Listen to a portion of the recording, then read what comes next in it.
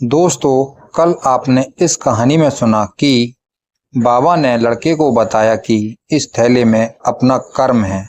आज हम आपको बताएंगे कि बाबा ने उस थैले में कर्म क्यों बताया। तो आइए कहानी को आगे सुनते हैं।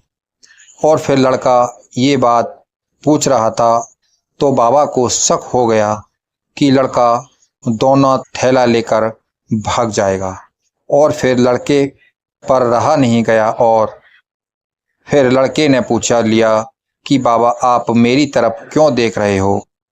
और फिर बाबा बोले कि बेटा मेरे पाँव में बहुत दर्द हो रहा है, मैं सोच रहा हूँ कि कब मेरा गांव आएगा।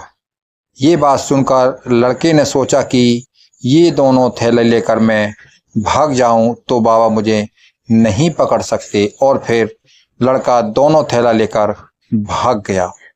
और फिर लड़के ने घर जाकर जब थैला खोलकर देखा तो एक थैले में ईंट भरी हुई थी और फिर दूसरा थैला खोलकर देखा तो थैले में पत्थर भरे हुए थे।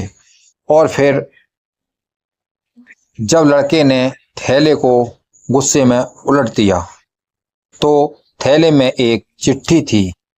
और फिर लड़के ने चिट्ठी खोलकर देखी तो सिर पकड़कर बैठ गया। दोस्तों, उस चिट्ठी में लिखा था कि आज अगर तू ये थैला लेकर नहीं भागता तो आज इस नगर का तू राजा होता। मेरे कोई औलाद नहीं, मैं इसलिए तुम्हारी परीक्षा ले रहा था कि मेरे बाद मेरे राज्य की और मेरी प्रजा की सुरक्षा कर सकेगा, लेकिन तुमने अपने पैरों पर खुद ही कुल्हाड़ी मार ली।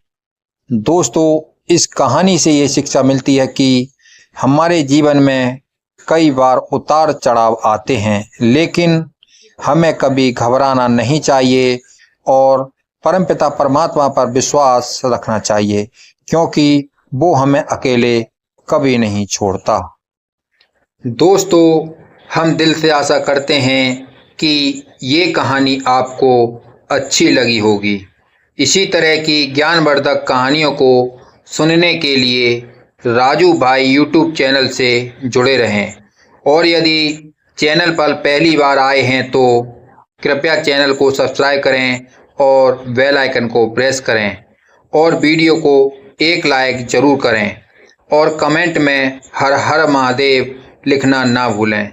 दोस्तों, आज हमारी पूरी कहानी सुनने के लिए आप सभी लोगों को दिल से धन्यवाद।